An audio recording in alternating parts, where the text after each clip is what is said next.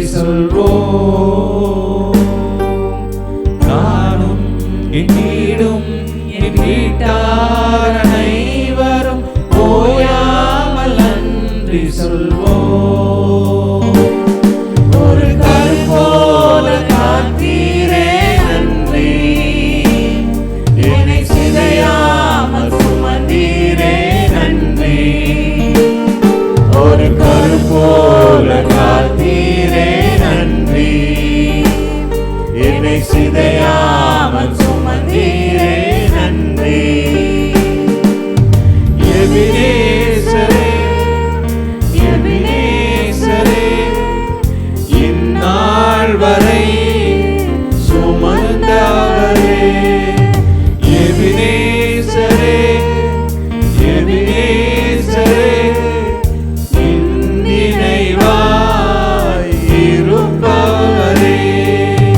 நன்றி நன்றி நன்றி, இதயத்தில் சுமந்தீரே நன்றி. நன்றி நன்றி நன்றி, கருப்போல சுமந்தீரே நன்றி.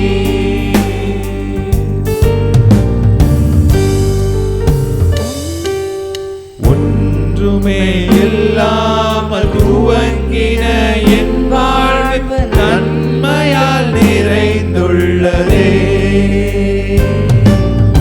ஒன்றுமே இல்லாமல் துவங்கின என் வாழ்வு நன்மையால் நிறைந்துள்ளதே.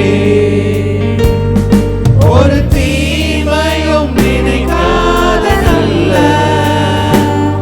ஒரு தகப்பன் உம்மை போல இல்ல. ஒரு தீமையும் நினைக்காத நல்ல ஒரு தகப்பனும் உம்மை போல இல்ல. எபினேசரே எபினேசரே, இந்நாள் வரை சுமந்தவரே. எபினேசரே எபினேசரே, என் நினைவாய் இருப்பவரே. நன்றி நன்றி நன்றி, இதயத்தில் சுமந்தீரே நன்றி. நன்றி நன்றி நன்றி, கருப்போல சுமந்தீரே நன்றி. அன்றன்றை காண என் தேவைகள் யாவையும் உம் கரம் நல்கியதே. அன்றன்றை காண என் தேவைகள் யாவையும் உம் கரம் நல்கியதே. நீ நடத்திடும் விதங்களை சொல்ல ஒரு பூரண வார்த்தையே இல்ல. நீ நடத்திடும் விதங்களை சொல்ல ஒரு பூரண வார்த்தையே இல்ல. எபினேசரே எபினேசரே, இந்நாள் வரை சுமந்தவரே. எபினேசரே எபினேசரே, என் நினைவாய் இருப்பவரே. நன்றி நன்றி நன்றி, இதயத்தில் சுமந்தீரே நன்றி. நன்றி நன்றி நன்றி, கருப்போல சுமந்தீரே நன்றி. ஞானிகள் மத்தியில் பைத்தியம் என்னையும் அழைத்தது அதிசயமே. ஞானிகள் மத்தியில் பைத்தியம் என்னையும் அழைத்தது அதிசயமே. நான் இதற்கான பாத்திரன் அல்ல, இது கிருபையே வேறொன்றும் இல்ல. நான் இதற்கான பாத்திரன் அல்ல, இது கிருபையே வேறொன்றும் இல்ல. எபினேசரே, எபினேசரே, இந்நாள் வரை சுமந்தவரே.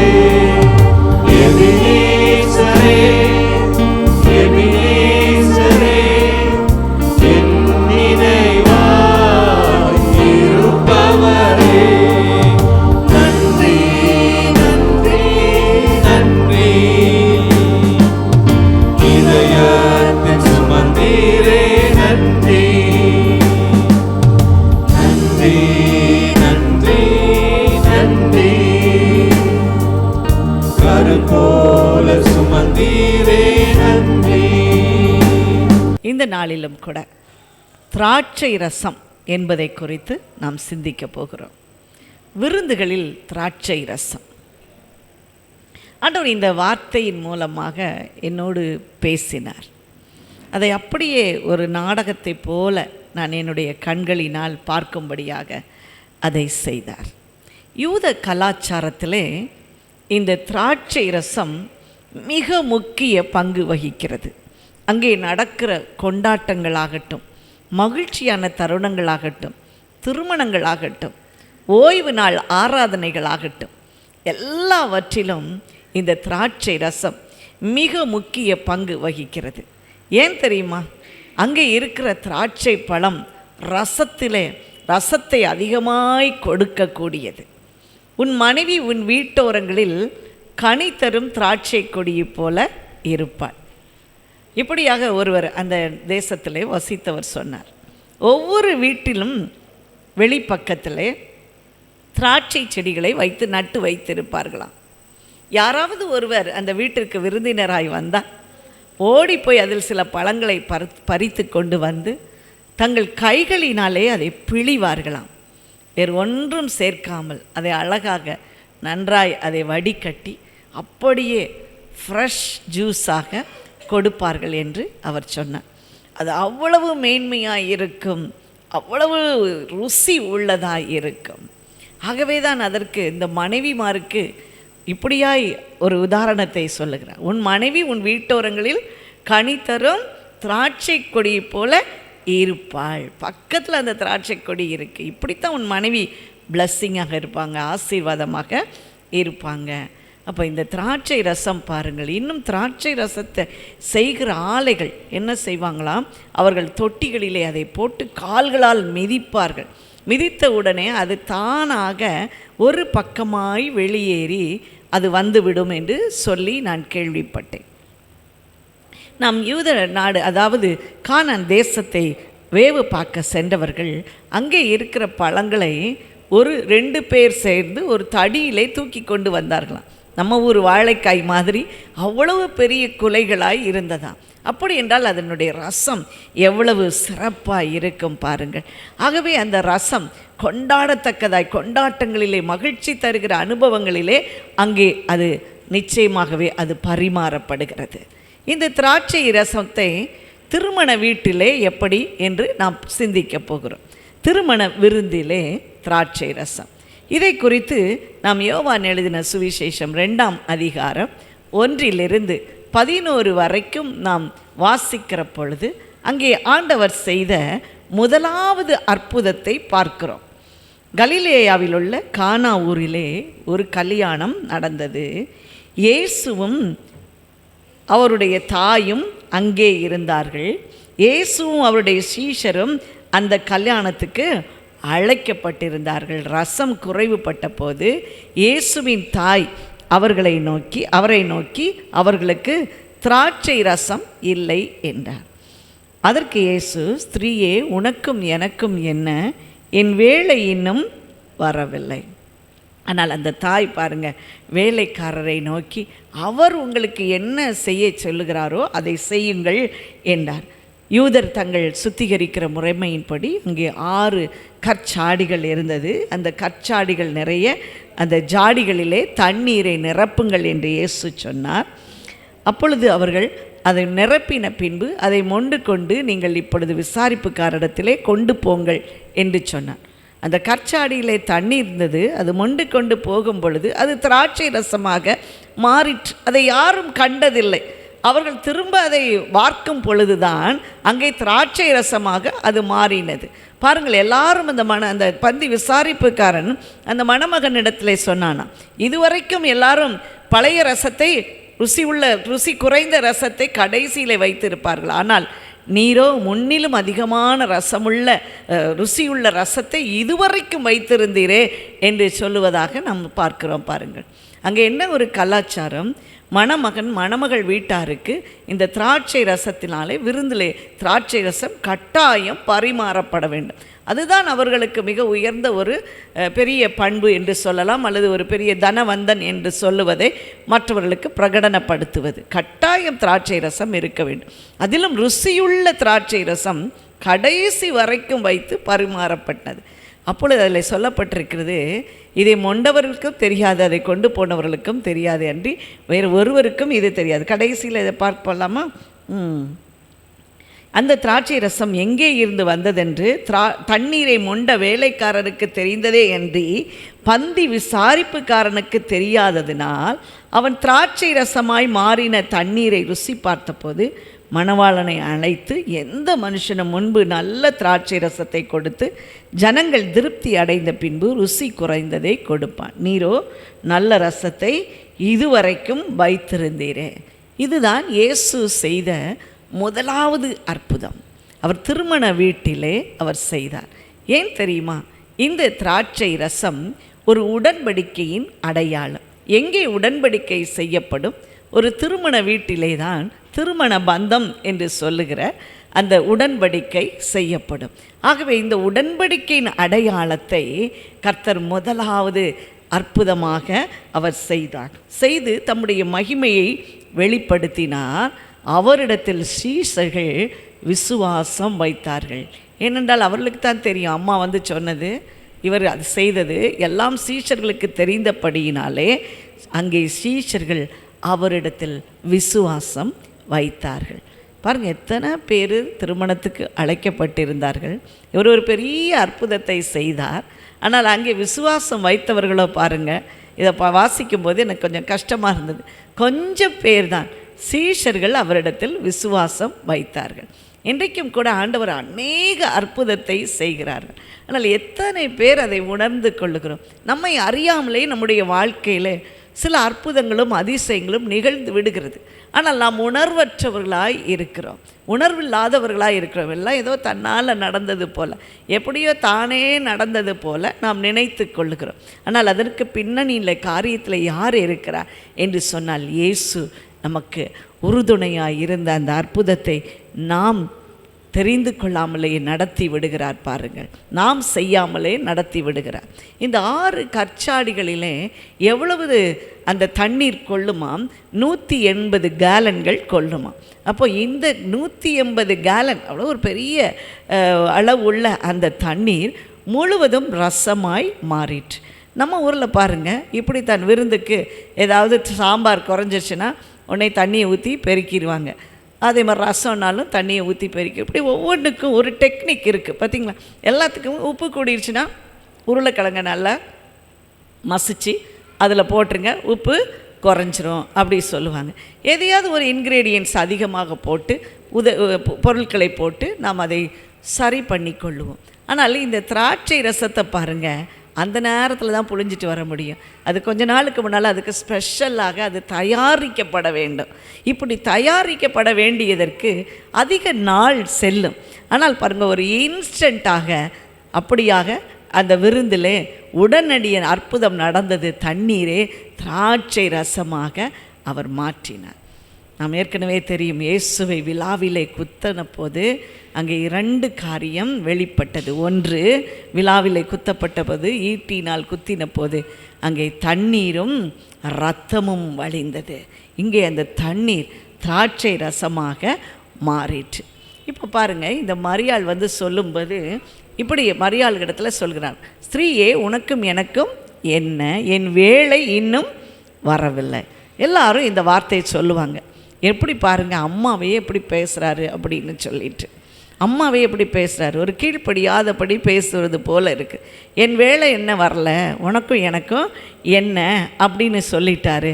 இயேசுவே மரியாளை இப்படி சொல்லிட்டாரு அப்படின்னு சொல்லி நிறைய அதை குறித்தெல்லாம் ஒரு வியாக்கியானங்கள் நடைபெறுவதை நம்ம கேட்டிருக்கிறோம். ஆனால் இன்றைக்கு இந்த திருமண விருந்தில் இந்த திராட்சை ரசத்தில் இதை அற்புதமாக மாற்றும்போது ஏன் இதை சொன்னார்? என் வேலை இன்னும் வரவில்லை, என் வேலை இன்னும் வரவில்லை. அது என்ன வேலை தெரியுமா? அதுதான் மேசியாவின் விருந்து என்கிற வேலை. மேசியாவின் விருந்து என்கிற வேலை. யூதர்கள் எல்லாருக்கும் தெரியும், மேசியா வரப்போகிறார், அவர் ஒரு பெரிய விருந்துக்கு நம்மை அழைக்கப் போகிறார். இதனுடைய தாற்பயத்தில்தான் மே 1ஆம் தேதியே நாம் இப்படி ஒரு மேசியா விருந்தை ஆண்டவர் ஆயத்தம் பண்ணி கொடுக்க சொன்னார். எப்படி சொன்னார்? ஒரு பெரிய மனிதன் ஒரு விருந்தை உண்டு பண்ணினான் என்று சொல்லி, நியமித்தான் என்று சொல்லி. ஒரு மனிதன் பெரிய விருந்தை நியமித்தான். ஒரு மனிதன் பெரிய விருந்துனா அவன் நிச்சயமாக எப்படித்தான் இருக்க வேண்டும்? பெரியவராய் இருக்க வேண்டும். ஆகவே தான் நல்ல ஒரு திருமண விருந்தை போல அந்த நாளிலே விருந்து ஆயத்தம் பண்ண வேண்டும். இது எதற்கு ஒப்பாய் இருக்கிறது? பரலோகத்திலே அவர் கொடுக்கிற விருந்துக்கு ஒப்பாய் இருக்கிறது. யூதர்கள் எல்லாரும் இயேசுவை அவர்கள் மேசியா என்று நம்பவில்லை. ஆனால் அவர்களுக்கு நன்றாய் ஒரு தீர்க்க தரிசனம் தெரியும். மேசியா ஒரு விருந்து கொடுக்க போகிறார், மீண்டும் வரப்போகிற ஒரு மேசியா உண்டு, அவர் ஒரு விருந்து கொடுக்க போகிறார் என்று சொல்லி அந்த ஏசாயா தீர்க்க தரிசியினால் சொல்லப்பட்டதை அவர்கள் விசுவாசித்தார்கள், நம்பினார்கள். ஆகவேதான் இயேசு அதை சுட்டி காட்டி சொல்லுகிறார், என் வேலை இன்னும் வரவில்லை. நான் மேசியாவா வருகிற வேலை, அன்றைக்கு கொடுக்கிற விருந்தின் வேலை வரவில்லை. ஆனால் இன்றைக்கு திருமண வீட்டிலே நான் இந்த தண்ணீரை ரசமாக மாற்றுகிற வேலை உடனே வந்தது. ஏதோ வேலை வரலன்னு உடனே ஆண்டவர் அப்படியே விட்டு போய்விடவில்லை. அந்த வீட்டாரின் அவமானம், நிந்தனைகள் இதெல்லாம் அவர் அறிந்திருந்தார். ஒரு வீட்டை அவர் நிந்திப்பதற்கு, அவமதிப்பதற்கு, அந்த மணமகனையும் மணமகளையும் உதாசீனம் பண்ணுவதற்கு, அந்த வீட்டார் இப்படிப்பட்ட துன்பத்தினுடைய கடந்து போவதற்கு அவர் விட்டு விடுகிற தேவனே இல்லை. ஆனாலும் அவர் ஒவ்வொரு சமயமும் தன்னுடைய வருகையை குறித்து அவர் உணர்த்தி கொண்டே இருந்தார். இந்த வார்த்தையிலும் அவர் தன்னுடைய வருகையை குறித்து அவர் உணர்த்தினார். நான் மேசியாவாக வருவேன், அப்பொழுது ஒரு விருந்து கொடுப்பேன், அந்த விருந்திலே இதே திராட்சை ரசம் பரிமாறப்படும். எடுத்துக்கொள்ளுவோமா அந்த மேசியாவின் விருந்து? ஏசாயாவின் புத்தகம் 25ஆம் அதிகாரம் 6 to 11 வரைக்கும் சில வசனங்களை நாம் வாசிக்க கேட்போம். ஏசாயா 25 6 to 11 வரைக்கும். ஹல்லேலூயா! எவ்வளோ அழகான ஒரு விருந்தை குறித்து சொல்லியிருக்கிறார் பாருங்கள். தீர்க்க தரிசனமாய் அந்த மேசியா வருகிற பொழுது இந்த மலையிலே சகல ஜனங்களுக்கும் ஒரு விருந்தை ஆயத்தப்படுத்துவார். ஒலிவ மலையிலே அவர் ஆயத்தப்படுத்துவார். வருகிற நாட்களிலே அவர் சீயோன் மலையிலே ஒரு விருந்தை ஆயத்தப்படுத்துவார். அங்கே என்ன இருக்குமாம்? கொழுமையான பதார்த்தங்கள். கொழுமையான பதார்த்தம் எப்படி இருக்கும்? அது ஒரு இறைச்சியாக இருக்கும், அது ஒரு நல்ல ஒரு தானியத்தினால் செய்யப்பட்டதாக இருக்கும். கொழுமையான பதார்த்தங்களும் பழமையான திராட்சை ரசமும். திராட்சை ரசம் எப்படி இருக்கணும்? பழமையாக இருக்க அந்த திராட்சை ரசத்திற்கு அவ்வளவு ஒரு ருசி உள்ளதாக இருக்கும். ஊனும் நிணமும் உள்ள பதார்த்தங்கள். தானியம், ஊன் அப்படின்னா அதுதான் ஃப்ளஷ், மாமிசம். அந்த மாமிசத்தில் உள்ள பதார்த்தங்களும் தெளிந்த பழமையான திராட்சை ரசம். தானியத்தோடு திராட்சை ரசம், இறைச்சியோடு திராட்சை ரசம், பழமையான திராட்சை ரசம் நிறைந்ததாக இருக்கும். இந்த திராட்சை ரசத்தை பண்ணி குழியை தோண்டி நல்லா ரொம்ப நாள் உள்ளே வச்சுருவாங்களாம்.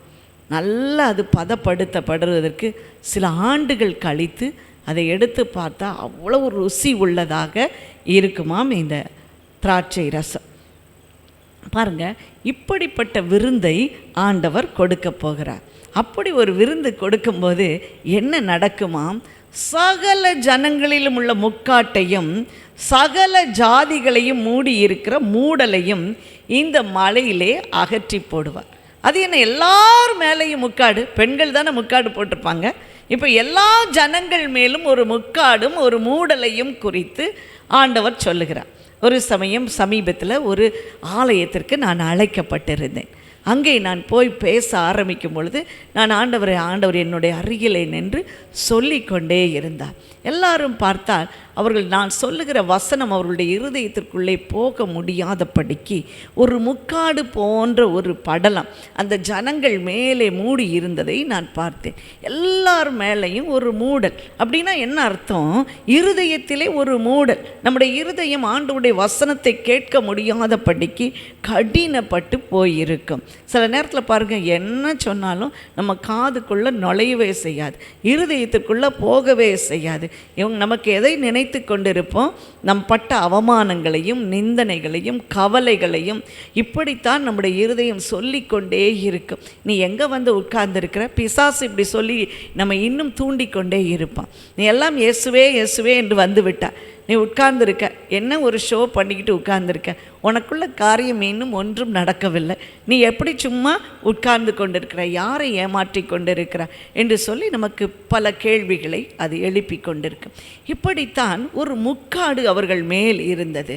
எனக்கு ஆண்டவர் தெளிவாய் சொன்னார், இவர்கள் எல்லாரும் அதிக கவலையோடு வந்திருக்கிறார்கள். இன்றைக்கு அவர்கள் கொண்டாட்டத்திற்காக வந்திருக்கிறார்கள். திருச்சபையிலே நடக்கிற கொண்டாட்டத்தை அனுசரிக்க வந்திருக்கிறார்கள். ஆனால் அவர்களுடைய இருதயத்திலோ ஒரு மூடல், அவருடைய முகங்களிலோ ஒரு மூடல். இந்த வார்த்தைகளை சொல்லு என்று சொன்னார். ஆரம்பத்திலே கர்த்தர் இந்த வார்த்தையை சொன்ன உடனே பாருங்கள், இதை சொன்ன உடனே எல்லார் கண்களிலும் இருந்து கண்ணீர் வழிந்தது. அதுவே நமக்கு சொல்லிவிடும் அவர்கள் எப்படிப்பட்ட உபத்திரவத்திலிருந்து வந்தவர்கள் என்று சொல்லி. தொடர்ந்து இந்த வசனத்தில் நாம் பார்ப்போம், அவர் மரணத்தை ஜெயமாய் விளங்குவார். கர்த்தராகிய தேவன் எல்லா முகங்களிலும் இருந்து கண்ணீரை துடைத்து தமது ஜனத்தின் நிந்தையை பூமியில் இராதபடிக்கு முற்றிலும் நீக்கி விடுவார். கர்த்தரே இதை சொன்னார். நிந்தனையை முற்றிலும் நீக்கி விடுவார். இந்த மூடல் எது? நிந்தனை. இந்த மூடல் எது? அவமானம். இந்த மூடல் எது? பிரச்சனை. எப்படி இப்படி வரும்? ஒரு கஷ்டத்திலே மிகுந்த கஷ்டம் எது என்று நான் நினைக்கிறேன் என்றால், ஒரு குடும்பத்திலே நடக்கிற மரணம். ஒரு குடும்பத்திலே நடக்கிற மரணம் அவர்களை அதிகமான கஷ்டத்திற்கு கொண்டு போய்விடும். என்ன சொல்லியும் அவர்களை ஆறுதல் படுத்தவே முடியாது. மீண்டும் மீண்டும் அந்த நினைவுகள் வந்து கொண்டே இருக்கும். எந்த பொருளை பார்த்தாலும், எந்த நிகழ்வை பார்த்தாலும், ஏதோ ஒரு மனத்தை ருசி பார்த்தாலும், ஒரு உணவை ருசித்தாலும் உடனே என்ன ஞாபகம் வரும்? இழந்து போன அந்த மனிதர்களையே சுற்றி சுற்றி இருக்கிறவர்கள் மனம் பேதலித்து விடுவார்கள். ஆகவே தான் கர்த்தர் சொன்னார், நல்ல வார்த்தைகளினால் நீங்கள் ஒருவரை ஒருவர் தேற்றுங்கள் என்று சொல்லி. அவர்களை அப்படியே விட்டு போகக்கூடாது. தமிழ் கலாச்சாரத்தில் ஏதாவது ஒரு வீட்டில் ஒரு மரணம் ஏற்பட்டால் குறிப்பிட்ட நாட்கள், 40 நாட்கள் 21 நாட்கள் என்று சொல்லி எப்பொழுதும் உறவினர்கள் அவர்களோடு கூடவே இருப்பார்கள். ஏனென்றால் சில நேரத்தில் தனிமையினாலே, இந்த இழப்பின் மிகுதியினாலே மூளை பகுதியில் இருக்கிற நரம்புகள் சிலருக்கு வெடித்து விடுமாம், புத்தி பேதலித்து விடும். அப்படி புத்தி பேதலிக்கிற பொழுது இன்னொரு நிகழ்வு வருமாம், நீ தற்கொலை செய்து கொள், நீ இருந்து என்ன லாபம், உனக்கு அருமையான பிள்ளைகளை இழந்து விட்டாயே, உனக்கு அருமையான கணவனை மனைவியை நீ இழந்து விட்டாயே, சகோதர சகோதரிகளை பெற்றோரை இழந்து விட்டாயே, நீ இருந்து லாபம் என்ன, போய் சேரு என்று சொல்லுமா. பாருங்கள், மரணம் என்றாலே அநேக நேரத்தில் பிசாசினால் வருகிற ஒன்று, ஆண்டவரால் நியமிக்கப்பட்ட மரணம் ஒன்று. இந்த பிசாசினால் நியமிக்கப்பட்ட இந்த மரணம் சும்மா போகவே செய்யாது. இப்படிப்பட்ட நினைவுகளினாலே தற்கொலை எண்ணத்தை கொடுத்துவிடும். ஆகவே தான் உறவினர்கள் எப்பொழுதும் நம்மை சுற்றி இருக்கும்படியாக பார்த்து கொள்வார்கள். நெருங்கிய உறவினர்கள் அவர்களுக்கான உணவுகளை தயாரித்து கொண்டு வந்து கொடுப்பார்கள். ஒரு நல்ல பழக்க வழக்கம் நம்முடைய கலாச்சாரத்தில், நல்ல பழக்க வழக்கம். பாருங்கள், கர்த்தர் சொல்லுகிறார், அந்த மூடலை, அந்த முக்காட்டை நான் எடுத்து போடுவேன், எல்லா முகங்களிலும் இருந்து வழிகிற கண்ணீரை நான் துடைத்து அவர்களுடைய நிந்தையை பூமியில் இராதபடிக்கு முற்றிலும் அகற்றி விடுவேன். அதில் கொஞ்சம் கூட வச்சிருக்க மாட்டேன், முற்றிலும் அகற்றி விடுவேன். இன்னைக்கு நம்ம நிந்தனையெல்லாம் அவமானத்தினால இருக்கும்போது என்ன செய்வோம்? யாரையும் பார்க்க நமக்கு விரும்ப மாட்டோம். எந்த ஒரு திருமணத்துக்கு போக முடியாது, எந்த ஒரு நல்ல காரியத்துக்கு போவதற்கு நமக்குள்ளே கூசி விடுவோம், நமக்குள்ளே நம்ம இருதயமே செத்து போய் காணப்படும். அதனால் ஆண்டவர் சொல்லுகிறார், நான் அதை பார்க்கிறேன், அந்த முக்காட்டை உன்னை விட்டு நான் எடுத்து போடுவேன், நிந்தையை இராதபடி எடுத்து போடுவேன். இதுதான் கர்த்தர் இந்த திராட்சை ரசத்தை, அந்த கொழுமையான பதார்த்தங்களை நமக்கு கொடுத்து நம்மை போஷிக்கிறார். மரண வீடுகளிலே அவர்கள் செய்வார்கள், இந்த மாதிரி இழப்பின் மத்தியில் அதிக துக்கத்தில் இருக்கிறவர்களுக்கு நல்ல உணவுகளை கொடுப்பார்கள். நல்ல உணவுகள், நல்ல இன்றைக்கு எல்லோரும் கறி விருந்து அப்படின்னு சொல்லுவாங்க. கறி விருந்துன்னு சொல்லுவாங்க. நான் நினச்சேன் முதல்ல, நான் சின்ன வயசில் நினச்சிருக்கேன், எல்லோரும் கஷ்டத்தில் அழுதுகிட்டு இருக்காங்க, இங்கே என்னது கறி விருந்து? ஏன் தெரியுமா? அவர்கள் அந்த கறிகளை எல்லாம் ருசி பார்க்காமல் அப்படியே விட்டு விடுவார்கள், மிகுந்த மெலிந்த ஒரு தோற்றத்தில் வந்து விடுவார்கள். ஆகவே இன்றிலிருந்து அவர்கள் அப்படிப்பட்ட பதார்த்தங்களை சாப்பிடாமல் ஒதுக்கிவிடக்கூடாது என்று சொல்லித்தான் உறவுகளெல்லாம் அதை செய்வார்களாம். பாருங்கள், இன்றைக்கு எத்தனை கருசனை உள்ள ஆண்டவர்! இந்த மேசியா விருந்திலே அவர் நல்ல ருசியுள்ள பதார்த்தங்களை மாத்திரமல்ல, கொழுமையான பதார்த்தங்களை, ஊனையும் நிணத்தையும் திராட்சை ரசத்தையும், பழமையான திராட்சை ரசத்தையும் அவர்களுக்கு வழங்குவாராம். அப்படி சொல்லிவிட்டு பாருங்க, அக்காலத்திலே இதோ இவரே நம்முடைய தேவன், இவருக்காக காத்திருந்தோம், இவரே ரட்சிப்பார். பாருங்க, அவருடைய அந்த விருந்திலே அந்த மனிதன், அந்த கொடுக்கிற அவர் எப்படி இருக்கிறார், அந்த நபர் எப்படிப்பட்டவர்? ரட்சிக்கிற நபர், அவர்தான் மேசியா. இவரே கர்த்தர், இவருக்காக காத்திருந்தோம், இவருடைய ரட்சிப்பினாலே களி கூர்ந்து விட்டோம். அந்த மேசியா வரும்போது ஒரு ரட்சிப்பை கொண்டு வருவார். இந்த யூதர்கள் அதை அறியவில்லை. இயேசு என்று சொன்னால் ரட்சகர் என்று அர்த்தம், இம்மானுவேல் என்று சொன்னால் அவர் நம்மோடு கூட இருக்கிறார் என்று அர்த்தம். இந்த இயேசுதான் மீட்பராக வந்திருக்கிறார் என்று அவர்களுக்கு தெரியாதபடியினாலே தமக்கு இஷ்டமான படியெல்லாம் இயேசுவுக்கு செய்தார்கள், தமக்கு இஷ்டமான படியெல்லாம் செய்தார்கள். ஏசாயா 25:11 சொல்லுகிறது, நீந்துகிறவன் நீந்துவதற்காக தன் கைகளை விரிப்பது போல அவர் தமது கைகளை அவர்கள் நடுவிலே விரிப்பார். அவர்கள் நடுவிலே அவர் விரித்து அவருடைய பெருமையை எல்லாம் சதி சற்பனைகளையும் தாழ்த்தி விடுவார். எத்தனையோ 700 வருஷத்துக்கு முன்னால் இந்த ஏசாயா இயேசுவின் மரணத்தை குறித்து, அவருடைய பாடுகளை குறித்து அவன் எழுதியிருக்கிறான், தீர்க்க தரிசனமாய் எழுதியிருக்கிறதை பார்க்கிறோம். பாருங்கள், நீந்துகிறவன் தன் கைகளை விரிப்பது போல, அந்த அந்த போஸ்டர் கூட பாருங்கள் எப்படியா எழுதி வைத்திருக்கார். 2 கைகளை விரித்து இருப்பது போல அவர்கள் நடுவிலே நிற்பார். பாருங்கள், அங்கே எல்லாரும் பார்க்கிற விதமாய் கொல்கதா மலையிலே இயேசுவை நிறுத்தி வைத்தார்கள். அவர்கள் நடுவிலே நிறுத்தி வைத்தார்கள். எப்படி? சதி சற்பனைகளினாலே நிறுத்தி வைத்தார்கள், பெருமையினாலே நிறுத்தி வைத்தார்கள். எல்லா பெருமையும் அவர் தாழ்த்தி போடுவார். 3ஆம் நாள் அவர் உயிரோடு எழுந்தார். இதுதான் மேசியா விருந்து. அந்த விருந்துக்கு ஆண்டவர் இந்த திராட்சை ரசத்தை கொண்டு வந்தார். திருமண வீடுகளிலே விருந்து இருந்தது. மேசியா திருமண விருந்திலே திராட்சை ரசம் இருந்தது. மேசியா விருந்தில் அங்கே திராட்சை ரசம் முக்கியமாக இருந்தது.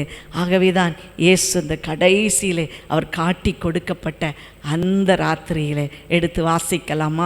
1 கொரிந்தியர் 11ஆம் அதிகாரம் 23 25 வரைக்கும் வசனத்தை வாசிக்கும் பொழுது, அந்த மேசியாவாக நானே வந்திருக்கிறேன் என்பதை ஆண்டவர் பிரகடனப்படுத்துகிறார். எல்லாருக்கும் முன்னால் கூறுவிக்கிறார், எல்லாருக்கும் முன்னால் அதை நடப்பித்து காட்டுகிறார், அதை அப்படி அவர் டெமான்ஸ்ட்ரேட் பண்ணுகிறார். பாருங்கள், அவர் காட்டி கொடுக்கப்பட்ட அந்த ராத்திரியிலே 1 கொரிந்தியர் 11ஆம் அதிகாரம் 23ஆம் வசனம் சொல்லுகிறது, அவர் காட்டி கொடுக்கப்பட்ட அந்த ராத்திரியிலே அப்பத்தை எடுத்து ஸ்தோத்திரம் பண்ணி அதை பிட்டு, இதை வாங்கி புசியுங்கள், இது உங்களுக்காக கொடுக்கப்படுகிற என்னுடைய சரீரமாயிருக்கிறது. அவர் அந்த மேசியா விருந்திலே என்ன கொடுக்கப்படும்? கொழுப்புள்ள பதார்த்தங்கள், ஊனும் நல்ல பதார்த்தங்கள் கொடுக்கப்படும். என்னுடைய பிற்கப்படுகிற என்னுடைய சரீரம் என்னுடைய ஊனாய் இருக்கிறது, என்னுடைய சரீரமாய் இருக்கிறது. என்னை நினைவு கூறும்படி இதை செய்யுங்கள். எப்பொழுதெல்லாம் நீங்கள் அனுசரிக்கிறீர்களோ அப்பொழுதெல்லாம் இந்த நிணத்தையும் கொழுப்பையும் உண்டது போல நீங்கள் மகிழ்ந்திருங்கள், என்னை நினைவு கூறுங்கள், நான் போய்விட்டேன் என்று பதறாதிருங்கள், இது உங்களுக்காக கொடுக்கப்படுகிற அந்த மேசியா விருந்து என்று சொல்லுகிறார். அவர் போஜனம் பண்ணின பின்பு அவர் பாத்திரத்தை எடுத்து, இந்த பாத்திரம் இரத்தத்தினால் ஆகிய புதிய உடன்படிக்கையாய் இருக்கிறது. புதிய உடன்படிக்கை. எப்படி திருமண விருந்திலே ஒரு உடன்படிக்கை, அதை போல மணவாட்டி சபையாகிய உங்களோடு இந்த என்னுடைய இரத்தத்தினாலே ஒரு உடன்படிக்கை செய்கிறேன். எந்த உடன்படிக்கை மாற்றப்பட முடியாது, இரத்த உடன்படிக்கை மாற்றப்படவே முடியாது. அந்த உடன்படிக்கை போல நான் என்னுடைய இரத்தத்தை, புதிய உடன்படிக்கையின் இரத்தத்தை உங்களுக்கு கொடுக்கிறேன். இதை பானம் பண்ணும் பொழுதெல்லாம் என்னை நினைவு கூறுங்கள் என்று சொன்னார். என்னை நினைவு கூறுங்கள், இந்த மேசியா விருந்தை நினைவு கூறுங்கள். அங்கே திராட்சை ரசமாக இரத்தம் அதற்கு அந்த அடையாளமாக சொல்லப்படுவதை நாம் பார்க்கிறோம். பாருங்கள், இந்த திராட்சை ரசம் எப்படி இருக்குமா? சங்கீதம் 104:15 சொல்லுகிறது, மனுஷனுடைய இருதயத்தை மகிழ்ச்சியாக்கும் திராட்சை ரசத்தை அவர் விளைவிக்கிறார். அவர்தான் நமக்கு கொடுக்கிறார். இந்த திராட்சை ரசம் மனுஷனுடைய இருதயத்தை மகிழ்ச்சியாக்கும்படியாக கொடுக்கப்படுகிறது. நீதிமொழிகள் 3:10 சொல்லுகிறது, நமக்கு ஒரு ஆசீர்வாதத்தை கொடுக்கிறார். உன் ஆலைகளில் திராட்சை ரசம் புரண்டு ஓடும். உன் ஆலைகளில் திராட்சை ரசம் புரண்டு ஓடும். அப்படின்னா என்ன அர்த்தம்? விருந்துகளினாலே நீ உன்னை நான் ஆசீர்வதிப்பேன். திருமண விருந்து, மேசியா விருந்து, என்றென்றைக்கும் நான் உங்களோடு கூட இருந்து என்னுடைய சரீரத்தையும் என்னுடைய இரத்தத்தையும் பானம் பண்ணும்படியாய் செய்வேன். பாருங்கள், சகரியா 9:17 சொல்லுகிறது. சகரியா 9:17, தானியம் வாலிபரையும் புது திராட்சை ரசம் கன்னிகைகளையும் வளர்க்கும். தானியம் வாலிபரையும் புது திராட்சை ரசம் கன்னிகைகளையும் வளர்க்கும். இன்றைக்கி பெண் பிள்ளைகள் ரொம்ப மெலிஞ்சு போயிட்டாங்கன்னா திராட்சை ரசத்தை அந்த ஊரில் கொடுப்பாங்களாம். அந்த திராட்சை ரசத்தை குடிக்க குடிக்க பிள்ளைகள் நல்ல புஷ்டியாக வந்துடுவாங்க. ஏனென்றால் பெண் பிள்ளைகள் அதிகமாக சாப்பிட மாட்டாங்க. அந்த வாலிப வயதில் பாருங்கள், ஏதாவது நொறுக்கு தீனி சாப்பிடுவாங்க. வீட்டில் சொல்லுவாங்க, இவங்க சாப்பிடவே மாட்டேங்கிறாங்க, ஒரு இட்லி தாம்மா சாப்பிடுவா, 2 இட்லி தாம்மா சாப்பிடுவான். அப்படியா அப்படின்னு நம்ம உடனே பாவம்னு நினச்சிடக்கூடாது. அது என்ன பண்ணும், நல்ல நொறுக்கு தீனியை வச்சு வாங்கிடும். என்ன அப்படி தான் பாருங்கள், திராட்சை ரசம் கன்னிகைகளை வளர்க்கும். என்ன கன்னிகை இங்கே என்ன இதுக்கு சொல்லப்பட்டிருக்கு? நம்மளாம் தான் கன்னிகைகள். மணவாட்டி சபை திராட்சை ரசத்தை கொடுக்க கொடுக்க கன்னிகைகள் அது வளர்க்கும். என்ன திராட்சை ரசம்? அதுதான் புதிய உடன்படிக்கையின் இரத்தம். இதை நாம் பருக பருக நமக்கு கன்னிகை என்கிற பரிசுத்தம் வரும். கன்னிகை என்று சொன்னால் கணவனுக்கு வாழ்க்கைப்படாதவள், அது பரிசுத்தம் உள்ளவர்கள். நாம் எல்லாரும் இந்த திராட்சை ரசத்தை பருக பருக நாம் பரிசுத்தமாக மாறிவிடுகிறோம். கன்னிகைகளை திராட்சை ரசம் வளர்க்கும், பரிசுத்த கன்னிகைகள். ஆண்டவருக்காக காத்திருக்கிற 5 புத்தியுள்ள கன்னிகைகள் எப்படி உள்ளே போனார்களோ அதை போல கன்னிகைகளுக்கு இந்த திராட்சை ரசம் அவசியமாக இருக்கிறது.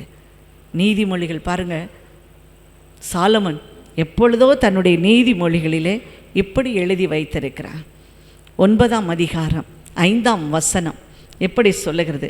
நீங்கள் வந்து என் அப்பத்தை புசித்து நான் வார்த்த திராட்சை ரசத்தை பானம் பண்ணுங்கள். எவ்வளோ அருமையான வார்த்தை பாருங்கள். நீங்கள் வந்து என் அப்பத்தை புசித்து என்னுடைய சரீரத்தை புசித்து நான் வார்த்த திராட்சை ரசம். அவர் எங்கே வார்க்கிறாரு? தன்னுடைய புதிய உடன்படிக்கையின் இரத்தத்தை வார்க்கிறாரு. இதை பானம் பண்ணுங்கள். இப்படி சொன்னது எங்கே? சாலமன் காலத்திலே அவன் சொல்லிவிட்டான். இயேசு இப்படி செய்ய போகிறார், இந்த மேசியா வந்து செய்ய போகிறார். இந்த மேசியா விருந்திலே திராட்சை ரசம் பரிமாறப்படும். இன்றைக்கும் திராட்சை ரசம் எவ்வளோ ஒரு முக்கியமானது. நம்முடைய உடலுக்கு மாத்திரமல்ல, நம்முடைய ஆத்மாவுக்கு, நம்முடைய ஆவிக்கு அது பலத்தை கொடுக்கும். அது கன்னிகைகளை வளர்க்கும். பிரியமானவர்களே, திருமண விருந்திலே திராட்சை ரசம், மேசியா விருந்திலே திராட்சை ரசம். இன்றைக்கும் ஆண்டவர் அந்த புதிய உடன்படிக்கையின் திராட்சை ரசத்தினாலே நம்மை போஷிக்கிறார். கடைசி ராவிலை செய்த அதே காரியத்தை நாம் அவ்வப்போது செய்து ஆண்டவரை நினைவு கூறுவோம். அந்த விருந்திலே பங்கு பெறுவோம். மேலான ஆசீர்வாதத்தை, மேலான நம்பிக்கையை, மேலான ரட்சிப்பை நாம் தக்க வைத்து கொள்வோம். கர்த்தர் நம்மோடு கூட இருந்து ஆசீர்வதிப்பாராக. அப்படியே நாம் கண்களை மூடுவோமா? நம்ம எப்பொழுதெல்லாம் அந்த திராட்சை ரசத்தை பருகிற பொழுது அது ஆண்டவருடைய இரத்தமாய் மாறுகிறது. ஆண்டவருடைய இரத்தமாய் மாறுகிறது. அந்த இரத்தம் நமக்கு ஞானத்தையும் அறிவையும் கொடுக்கிறது.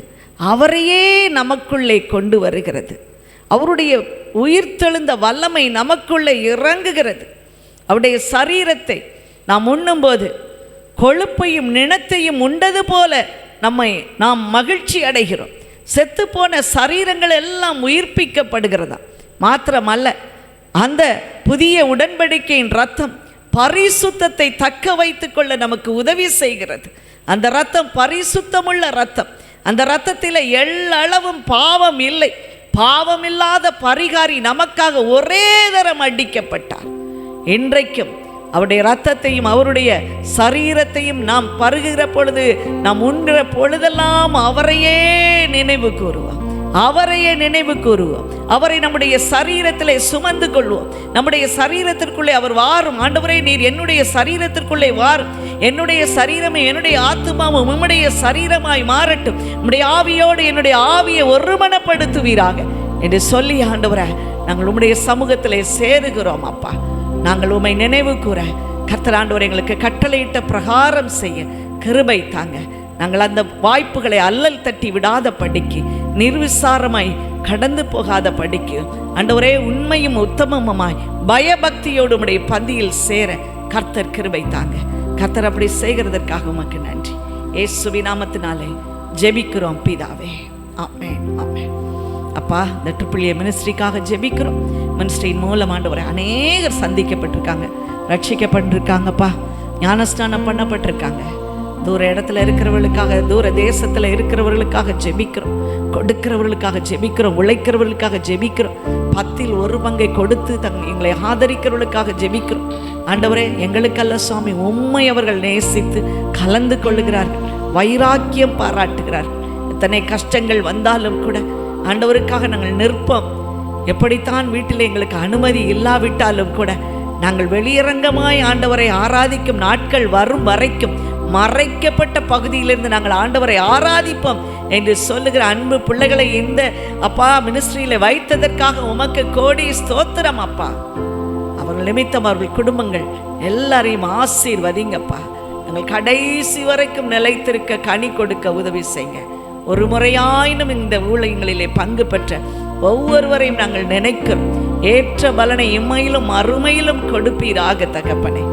அப்பா, நடத்துகிற எங்களையும் நாங்கள் தாழ்த்துகிறோம். அப்பிரயோஜனமான ஊழியக்கார், எங்களுடைய கடமையை மாத்திரம் செய்கிறோம். அப்பா, உண்மையும் உத்தமமாய் இந்த ஊழியத்தை செய்யணும். எந்த பணத்துக்கோ, எந்த மனிதர்களுக்கோ, எந்த மனுஷிகளுக்கோ நாங்கள் அடிமைப்பட்டு போகாதபடி கர்த்தருக்கு மாத்திரம் சேவை செய்ய உதவி செய்ய. எத்தனை கஷ்டங்கள் வந்தாலும் நாங்கள் நிலைத்து நிற்க, கனி கொடுக்க கிருபை தாங்கப்பா.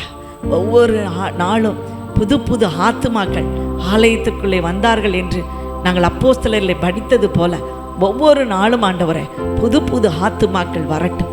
உம்முடைய ஊழியத்தை அப்பா வைராக்கியத்தோடு செய்ய கிருபை தாங்க. சத்ருவானவன் எங்களை மேற்கொள்ள முடியாதபடிக்கு ஆளுமையை கொடுங்க தகப்பனே. இங்கே வருகிறவர்கள் பிசாசினால் பிடிக்கப்பட்டிருப்பார்களே என்றால் இயேசுவின் நாமத்தினால் அவர்கள் எல்லாருக்கும் ஒரு விடுதலை உண்டாகட்டும் அப்பா. நோயோடு வருவார்கள் என்றால் சுகமாகிற அனுபவத்தோடு கடந்து செல்ல உதவி செய்ய. வேலை இல்லாமல் குறைவுகளோடு வந்தார்கள் என்றால் கர்த்தர் நிறைவான ஆசீர்வாதத்தை கொடுத்து அனுப்புங்க. குழந்தை இல்லாதவர்களுக்காக நாங்கள் ஜெபிக்கிறோம் சுவாமி. ஆண்டவர், ஒருவராவது அப்படி இருக்கக்கூடாது ஆண்டவரே. உம்முடைய கோத்திரத்தில் பலவீனப்பட்டவன் ஒருவனும் இருப்பதில்லை என்று சொல்லப்பட்டபடி ஒவ்வொருவருடைய கர்ப்பத்தை நிரப்பணும் சுவாமி. நாங்கள் ஜெபிக்கிற ஜெபங்களுக்கெல்லாம் கர்த்தருடைய செவிகளும் கண்களும் திறந்திருக்கணும் அப்பா. எங்கள் பிள்ளைகள் மகிழ்ச்சியாயிருக்கணும். உடைய ரட்சிப்பின் ஊற்றுகளிலிருந்து மொண்டு கொண்டு செல்லணும். அநேகரை ரட்சிப்புக்குள்ளே நடத்தணும் சுவாமி. ஆண்டவரே, துக்கங்களும் கவலைகளும் வருகிற பொழுது பயந்து விலகி போய் விடாத படிக்கு அப்பா ஒரு தைரியமுள்ள நெஞ்சை கொடுங்கப்பா, ஒரு சமாதானத்தின் இருதயத்தை கொடுங்க தகப்பனே. கர்த்தருக்காக நாங்கள் நிற்கிறோம் என்கிற வைராக்கியத்தை கொடுங்க. உதவி செய்கிறவர்களை கொடுங்கப்பா, உதவி செய்கிறவர்களை கொடுங்க. ஒத்தாசை வரும் பர்வதமே உம்மை நோக்கி பார்க்கிறோம். ஒரு மனிதன் உதவி செய்தால் அந்த மனிதனுக்கு பின்னால போயிடுவான்ப்பா. உதவி செய்கிற ஒத்தாசை செய்கிற பர்வதமே உம்மை நோக்கி பார்க்கிறோம். வானத்தையும் பூமியும் உண்டாக்கின கர்த்தரிடத்திலிருந்து எனக்கு ஒத்தாசை வரும். என் காலை தள்ளாட ஒட்டார் என்ற வார்த்தை அப்படியே நிறைவேறட்டும். எங்கள் ஒவ்வொருவரோடு கூட தங்கி இருங்க. பயப்படாதே, நான் உனக்கு துணை நிற்கிறேன் என்று சொன்ன தேவன் எங்களோடு துணை நிற்பீராக. நான் உன்னை விட்டு விலகுவதும் இல்லை, உன்னை கைவிடுவதும் இல்லை என்று சொன்ன தேவன் அப்படியே நீர் செய்வீராக தகப்பன். எங்களை போதித்து நடத்துங்க. கால்கள் வழுவாதபடி காத்துக்கொள்ளுங்க. பரிசுத்தத்தை காத்துக்கொள்ள கிருபை தாங்க ஆண்டவரே. எந்த நாசமோசங்களும் வாதையும் அணுகக்கூடாது ஆண்டவரே. இந்த வெயிலின் தாக்கம் எங்களை தாக்காத படிக்கு எல்லாவற்றையும் ஆண்டவரே அதட்டி போடுங்க. கடல் அலையை மிஞ்சி வராதே என்று சொன்னவன் இந்த வெயிலை மிஞ்சி வராதே என்று சொல்லி கட்டளை இடுவீராக தகப்பனே. ஒவ்வொரு வீட்டிலையும் பாதுகாப்பான பயணங்களை கொடுங்க. அப்பத்தையும் தண்ணீரையும் ஆசீர்வதித்து வியாதியை விலக்குங்க. கைகளின் பிரயாசத்தை சாப்பிடும்படியாக செய்யுங்கப்பா. நோயோடு போராடி கொண்டிருக்கிற ஒவ்வொருவரையும் இப்பொழுது நினைக்கிறோம். வீடுகளிலும் ஆஸ்பத்திரியிலும் இருக்கிறவர்களுக்கு ஆண்டவரே நல்ல சுகத்தை கர்த்தர் கொடுக்கும்படியாய் செபிக்கிறோம். இந்த நாட்களில் VBS நடந்து கொண்டு இருக்கிறது. எல்லா இடங்களிலும் பிள்ளைகளுக்கு ஆகாரத்தையோடு கூட அப்பா உம்முடைய வார்த்தையை விதைக்கும் பொழுது எந்த எதிர்ப்புகளும் வரக்கூடாது. எங்களுடைய அப்பா ஊழியத்திலிருந்தும் அநேகர் சந்திக்கப்பட ரட்சிக்கப்பட கர்த்தர் கிருபை தாங்க. எல்லாரும் உடைய நாமத்தை மகிமைப்படுத்த பயம் வரட்டும் சுவாமி. நைஜீரியாவில் உள்ள கிறிஸ்தவர்களுக்காக ஜெபிக்கிறோம். ஒவ்வொரு நாளும் கொத்து கொத்தாய் ஆண்டவரே மனிதர்களால் கொலை செய்யப்படுகிறார்கள். இயேசுவை மறுதலிக்கிற மக்கள் வெள்ளமாய் கூட்டமாய் இருக்கிறார்கள். இவர்களை பார்த்து ஆண்டவரே பொறாமையோடு இவர்கள் மேல் பொறாமை கொண்டு இவர்களை வஞ்சித்து இவர்களுடைய உடைமைகளை கொள்ளையாடி இவர்களை கொன்று குவித்து கொண்டு இருக்கிறார். ஏசப்பா நீர் அவர்கள் பட்சத்தில் நிற்பீராக, ஒரு பயத்தை உண்டு பண்ணுவீராக. இதே போல அர்மீனியா தேசம் இன்னும் ஒவ்வொரு தேசத்திலும் உள்ள ரஷ்ய தேசம், ஜெர்மனி எல்லாவற்றிலும் ஆண்டவரே உம்முடைய ஜனங்கள் சுகித்திருக்கட்டும். சைனாவிலே சுகித்திருக்கட்டும், ஜப்பானிலே சுகித்திருக்கட்டும். கர்த்தருடைய நாமத்துக்கு சொல்லுகிற ஒவ்வொருவரும் தப்புவிக்கப்படுவார்களாக. கர்த்தர் அப்படி செய்து நடத்துகிறதற்காக உமக்கு நன்றி. இயேசுவின் நாமத்தினாலே ஜெபிக்கிறோம் பிதாவே, ஆமென்.